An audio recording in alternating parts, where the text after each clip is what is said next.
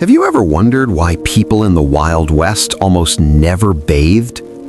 The answer most people expect is simple. They were careless. They lived in dust-covered towns, had no water nearby, and simply didn't care about hygiene.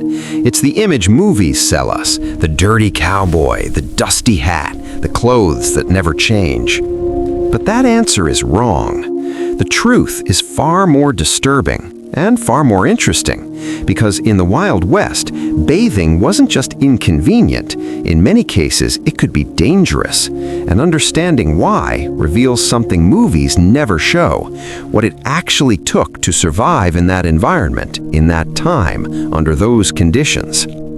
Let's start by dismantling the biggest myth about hygiene in the Wild West: the idea that people simply didn't care about being clean. That's not true. What was true is that their reality was completely different from ours, and when you place the two side by side, you start to understand why everything that seems obvious to us made absolutely no sense to them. Think about your day today. You wake up, maybe still half asleep, walk to the bathroom and turn on the faucet without a second thought. Hot water in seconds, controlled temperature, constant pressure, soap, shampoo, conditioner, a clean towel, all within arm's reach. In 15 minutes, you're clean, dry, ready to go. Now, imagine the exact opposite of that. In the Wild West, none of that existed. No plumbing, no faucets, no running water inside the home, because in most cases there wasn't even a real home, just a wooden cabin, a tent, or a makeshift camp set up along a trail.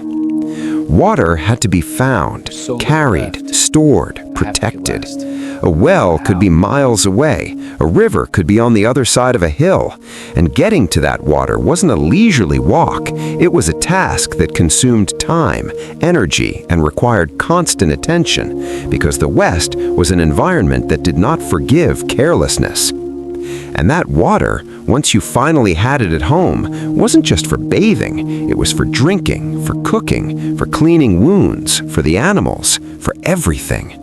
Every single drop had a real cost.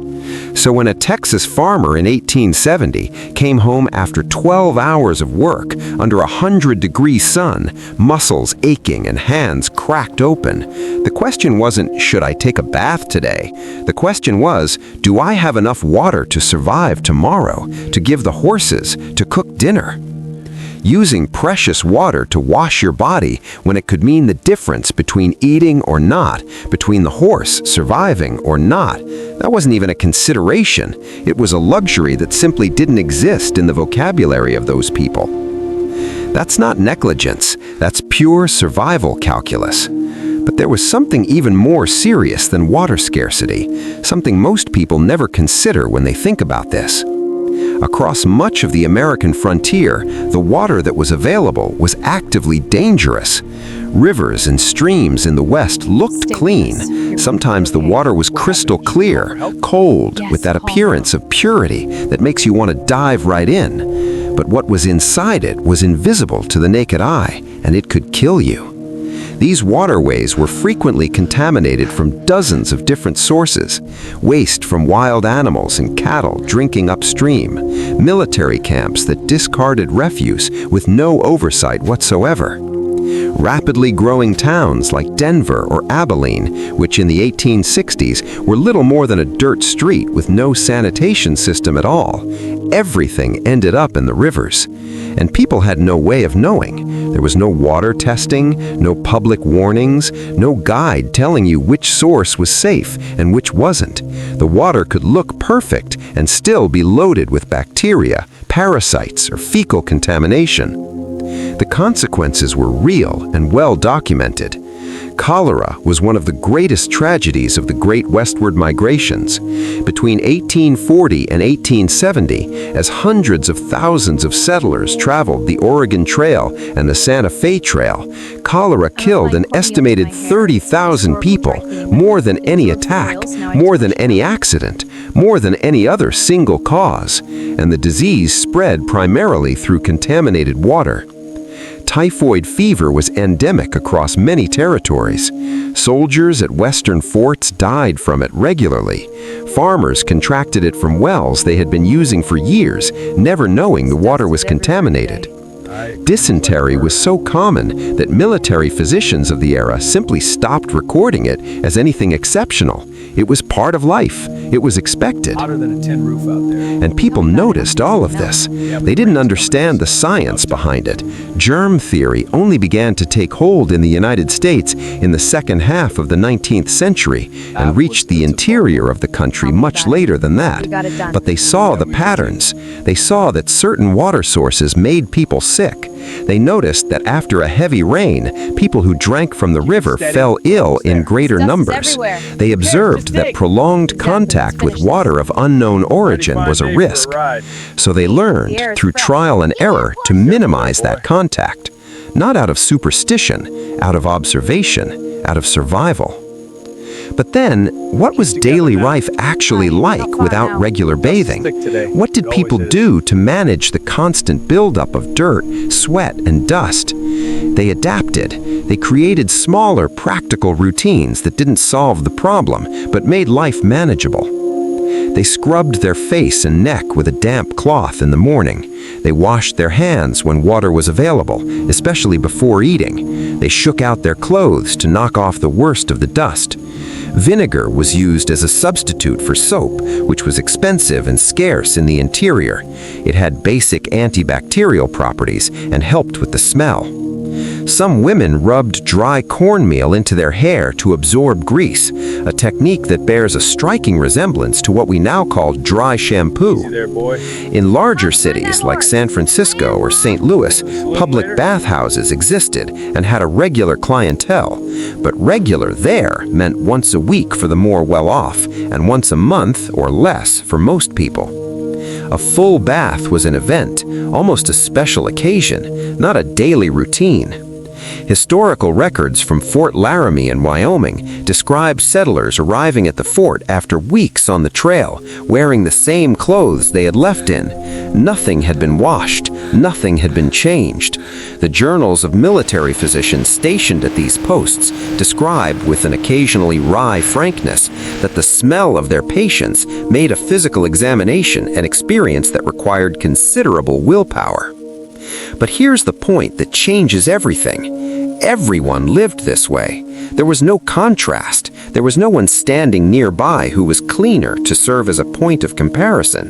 The dirt, the accumulated sweat, the smell that would floor us today was the standard, the norm, the expected. And the human brain is extraordinarily adaptable when it has no other choice. What seems unbearable from a distance becomes completely familiar when it's the only reality you've ever known. People didn't feel like they were living in deplorable conditions. They were living the way everyone around them lived, the way their parents had lived, the way their neighbors had lived. What we consider normal when it comes to hygiene is in large part a cultural construction, and in that context, that was normal.